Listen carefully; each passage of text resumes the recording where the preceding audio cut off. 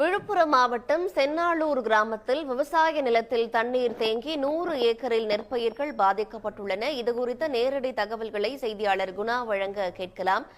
குணா, தற்போது சென்னாளூர் கிராமத்தில் எந்த அளவுக்கு விவசாய நிலங்கள்ல வெள்ளம் தேங்கி இருக்கு? விவசாயிகள் தரப்புல என்ன சொல்லப்படுது? பெஞ்சல் புயலின் காரணமாக 5வது நாளாக விழுப்புரம் மாவட்டத்தில் ஆங்காங்கே விவசாய நிலங்களில் மழைநீர் மற்றும் வெள்ள நீர் சூழ்ந்திருக்கிறது. நாம் இருக்கக்கூடிய இந்த பகுதி விழுப்புரம் மாவட்டத்தின் செஞ்சி ஊராட்சிக்கு உட்பட்டிருக்கக்கூடிய சென்னாளூர் கிராமம். இந்த சென்னாளூர் கிராமத்தில் சுமார் 1000 குடும்பங்கள் இருந்து வருகிறது. அந்த 1000 குடும்பங்களுக்கு உண்டான சுமார் ஒரு 500 ஏக்கருக்கும் மேலாக விளைநிலங்கள் இருந்து வருகிறது. இந்த விளைநிலத்தில் நெற்பயிர்கள் தற்பொழுது அனைவருமே இந்த 500 ஏக்கருக்கும் மேலாக பயிரிட்டிருக்கிறார்கள். இதன் காரணமாக கடந்த 4 நாட்களுக்கு முன்னதாக பெய்த கனமழை மற்றும் அதே போன்று அருகில் இருக்கக்கூடிய அந்த மலைகளிலிருந்து வரக்கூடிய அந்த நீர் வெள்ள நீராக தற்பொழுது இந்த விவசாய நில பகுதிகளுக்கு சூழ்ந்திருக்கிறது. அதிலும் குறிப்பாக அருகில் இருக்கக்கூடிய ஒரு 4 ஏரிகள் ஏரி நிரம்பி உடைந்து அங்கிருக்கக்கூடிய அந்த உபரி நீர் ஏரி உடைந்ததன் காரணமாக அருகில் இருக்கக்கூடிய இந்த விவசாய நிலங்களுக்கு பாய்ந்திருக்கிறது. இதன் காரணமாக இந்த விவசாய நிலங்களில் இருக்கக்கூடிய இந்த பயிர்கள் நெற்பயிர்கள் தற்பொழுது சேதமடைந்திருக்கக்கூடிய அந்த காட்சிகளை பார்க்க முடிகிறது. அதே போன்று இந்த சென்னாளூர் கிராமத்திற்கு வரக்கூடிய அனைத்து இணைப்பு சாலைகளுமே பல்வேறு பகுதிகளில் இந்த வெள்ள நீரினால் அடித்து செல்லப்பட்டு தார் சாலைகள் முழுவதுமாக சேதமடைந்திருக்கிறது. இதன் காரணமாக இந்த கிராமத்திற்கு வரக்கூடிய அந்த போக்குவரத்து முற்றிலுமாக துண்டிக்கப்பட்டிருக்கிறது.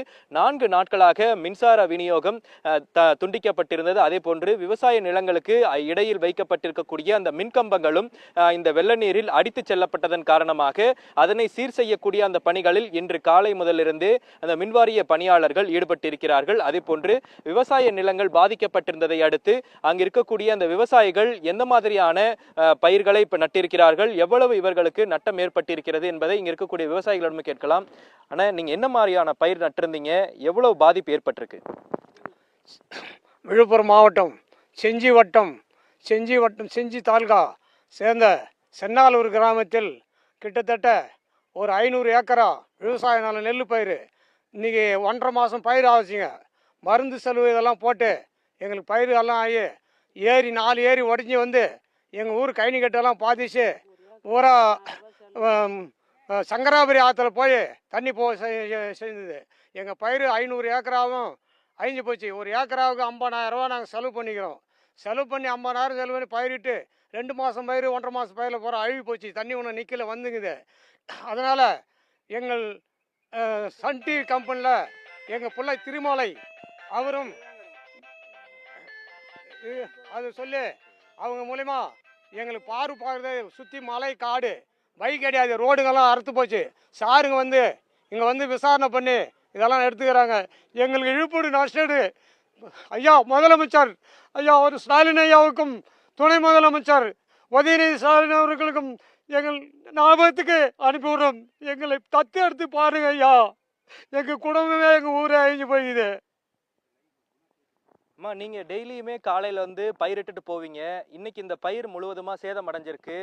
எவ்வளவு பாதிப்பு இருக்கு? எவ்வளவு ஏக்கர் இங்க நிலம் பாதிக்கப்பட்டிருக்கு? 500 ஏக்கர் பாதிக்கப்பட்டுருக்கு சார். காலையிலேருந்து ராத்திரிக்கு காலையில் 6 மணிக்கு வந்தால் 7 மணிக்கு தான் வீட்டுக்கு போவோம். 7 மணி வரையிலும் விவசாயத்தில் தான் ஐயா நாங்கள் லோடு போடுவோம். எங்களுக்கு ஒரு பலன் இல்லாத ஆயிடுச்சு ஐயா. நம்ம பிள்ளை வீட்டெலாம் தண்ணி கஞ்சி தண்ணி கூட வை இல்லாதுக்கிறோம் ஐயா. பூரா அழிஞ்சு போச்சு ஐயா. ஒரு ஏக்கருக்கு 50,000 60,000 செலவு ஐயா.